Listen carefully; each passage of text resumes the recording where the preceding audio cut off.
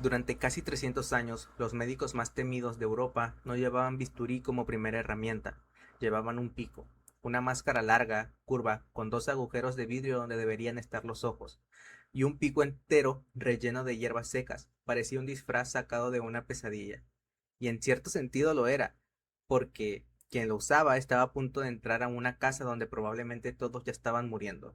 Lo curioso no es solo cómo se veía esa máscara, es que sin saberlo, sus creadores estaban a un paso de descubrir algo que cambiaría la medicina para siempre, y a la vez estaban completamente equivocados sobre por qué funcionaba un poco.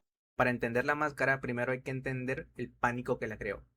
Entre 1347 y 1351, la peste negra mató a un tercio de la población de Europa. No es una exageración retórica.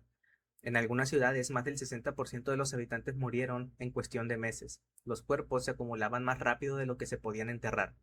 Pueblos enteros quedaron vacíos. Y lo peor, nadie sabía por qué pasaba. No existía el concepto de bacteria, no existía el microscopio.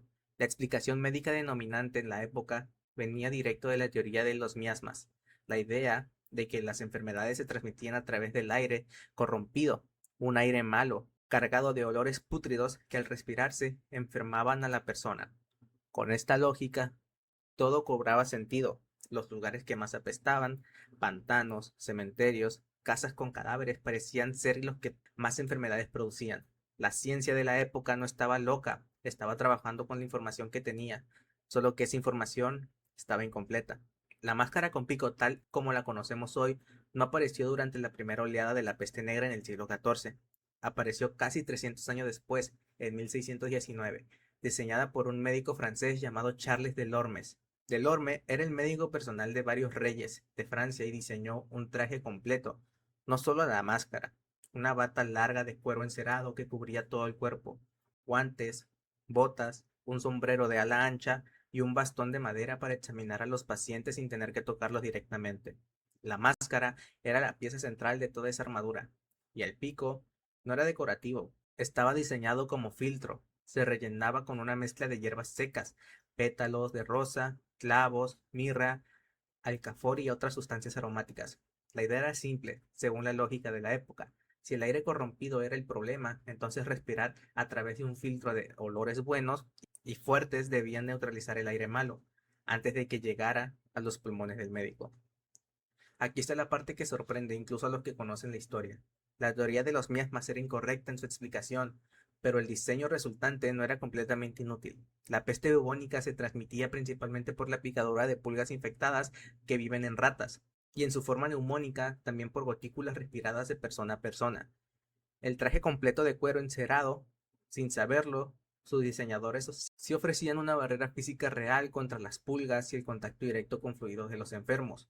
No era el pico aromático el que protegía al médico, era la bata encerada y los guantes. En otras palabras, el razonamiento estaba mal, pero accidentalmente llegaron a una solución parcialmente correcta.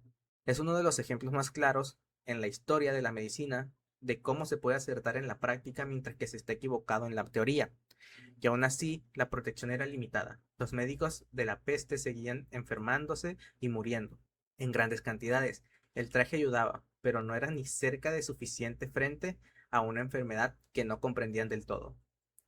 Los dos agujeros circulares de vidrio de la máscara también tenían una función más allá de proteger la vista. Algunos historiadores señalan que esas lentes redondas y el pico alargado no solo buscaban filtrar el aire, sino también generar una distancia psicológica entre el médico y el paciente. Un médico de la peste no llegaba como una figura humana reconocible, llegaba como una presencia casi inhumana, una especie de ave siniestra entrando a tu casa. Para algunos historiadores, esto cumplía dos funciones: proteger emocionalmente al médico, que veía morir a decenas de personas al día, creando una distancia detrás de la máscara, y al mismo tiempo generar en la población un temor casi supersticioso, que en la mente de la época se asociaba con una idea de un ser capaz de enfrentar a la muerte misma. No es casualidad que hoy, cientos de años después, esas máscaras se haya convertido en uno de los símbolos más reconocibles del Carnaval de Venecia. Lo que empezó como un equipo de protección médico terminó transformándose en ícono cultural del misterio y la muerte. Lo fascinante de la máscara del médico de la peste no es solo su diseño espeluznante, es lo que representa: el primer intento organizado y sistemático de crear un equipo de protección personal frente a una enfermedad, siglos antes de que existiera la microbiología moderna. Delorme no tenía manera de saber que existían bacterias, no tenía manera de saber que Yersinia pestis viajaba en el cuerpo de una pulga.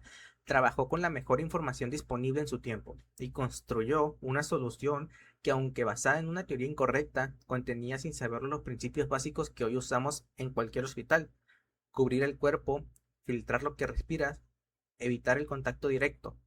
El mismo principio actualizado con ciencia real es la razón por la que los doctores y enfermeras usan batas, guantes y mascarillas hoy en día. Lo más curioso de esta historia no es el disfraz en sí, es darse cuenta de que incluso equivocados, incluso sin entender realmente al enemigo que enfrentaban, aquellos médicos ya estaban construyendo pieza por pieza la idea moderna de protegerse de lo invisible. A veces la ciencia no avanza porque alguien tuvo la razón completa desde el principio. Avanza porque alguien aterrado y sin las respuestas correctas decidió intentar algo de todas formas. Si esta historia te sorprendió, ya sabes qué hacer.